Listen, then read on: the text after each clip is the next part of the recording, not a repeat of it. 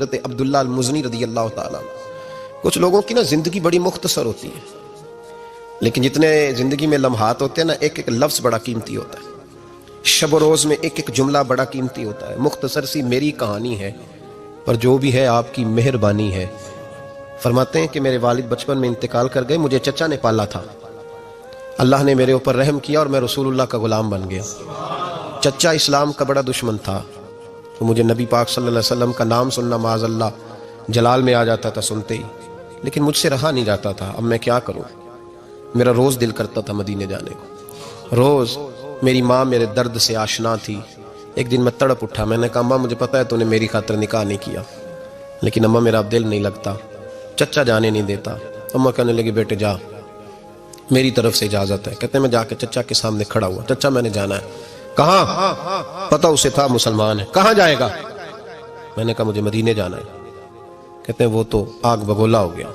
کہنے لگا تیرے پاس جو کچھ ہے سارا میرا دیا ہوا ہے. تو میں نے کہا چچا رکھ لے. کہا جیبوں میں جو ہے وہ بھی نکال دے. کہتے میں نے رکھ دیا. پھر جلال میں کہنے لگا یہ جو تو نے کپڑے پہنے یہ بھی میرے ہیں.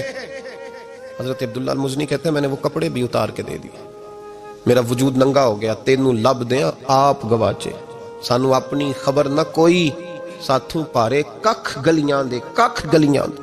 سانو آخ دے لوگ شدائی، کیونکہ اسی ننگ نموس دا ساڑ کے چولا، گل پہنے تاج گدائی، آزم اپنا آپ گوایا ہے تا یار نے چاہتی پائی. فرمانے لگے میں اماں کے پاس گیا اور جا کے کہا اماں پہلے بھی تو میں ایک دن ننگا پیدا ہوا تھا، تو نے کپڑے دیے، پھر ننگا ہو گیا ہوں کپڑے دے. کہتے اماں نے 2 عورتوں والے لباس دیے، وہ پہن کے میں مدینے پہنچا.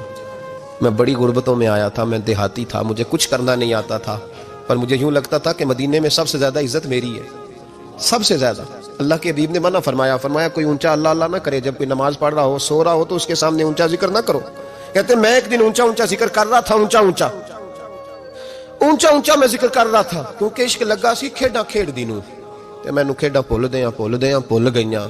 میں کجل پایا سی یار دے ویکھنے نوں، پھر اودی یاد وچ روندے آئی ڈل گئیاں. حیدر شاہ اس گلی کدے نہ رول دی، پر ہن تے رول گئیاں. کہتے میں اونچا ذکر کر رہا تھا تو حضرت عمر فاروق رضی اللہ تعالیٰ نے ڈانٹ دیا. فرمایا تجھے نہیں پتا حضور نے منع کیا؟ تو عمر نے ڈانٹا تو میں چھپ کے بیٹھ گیا کونے میں. حضور آئے نا نماز پڑھانے تو محبوب نے پتہ کیا وہ عبداللہ کدھر ہے. کہتے میں کونے میں تھا. حضور نے فرمایا کیا ہوا؟ تو میں رو پڑا. میری عزت بڑی تھی نا مدینے میں، کبھی کسی نے کچھ نہیں کہا تھا. نبی کریم نے فرمایا کیا ہوا؟ عرض کی حضور کچھ نہیں. پھر بھی بتاؤ. کہتے میں رو پڑا. میں نے کہا یا رسول اللہ میری غلطی تھی تو سیدنا فاروق اعظم نے ڈانٹ دیا ہے. فرمایا ہوا کیا؟ یا رسول اللہ میں اونچا ذکر کر رہا تھا، اور بات بھی ٹھیک ہے، کچھ لوگ قریب نماز پڑھ رہے تھے، حضرت عمر نے منع کیا. نبی کریم علیہ الصلوۃ والسلام نے فرمایا بلاؤ نہ ذرا عمر کو.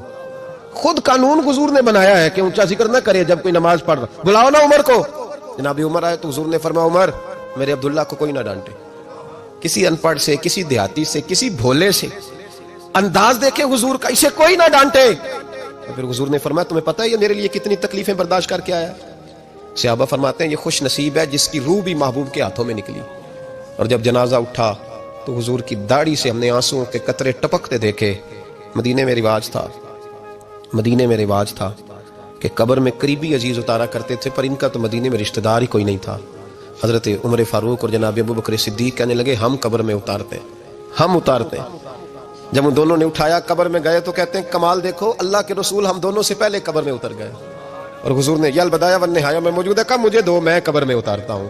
کہتے ہیں حضور نے تنے تنہا پکڑا، قبر میں اتارا. پسے مردن فرشتوں نے جو تلاشی لی تو کیا نکلا؟ فقط ایک دل کے گوشے سے خیال مصطفیٰ نکلا. نبی کریم علیہ السلام نے قبر میں رکھا اور ساتھ فرمایا اے اللہ میں آج شام تک اس سے راضی تھا، تو بھی اپنے کرم سے اس سے راضی ہو جا. حضرت عبداللہ المزنی رضی اللہ تعالیٰ. کچھ لوگوں کی نا زندگی بڑی مختصر ہوتی ہے، لیکن